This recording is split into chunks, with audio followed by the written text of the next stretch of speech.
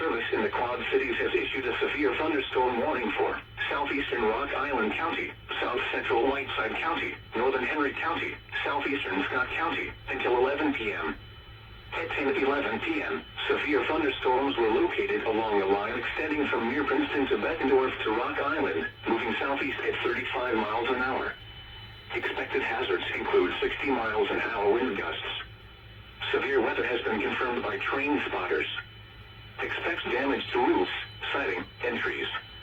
Locations impacted include Davenport, Moline, Rock Island, Bettendorf, East Moline, Sylvan, Geneseo, Kelowna, Milan, LeClaire, Coal Valley, Captain, Fort Byron, Atkinson, Rapid City, Princeton, Anawam, Riverdale, Hoopole, and Cleveland. This includes the following highways: Interstate 74 in Iowa between mile markers 2 and 5. Interstate 80 in Iowa between mile markers 299 and 300. Interstate 80 in Illinois between mile markers 1 and 35.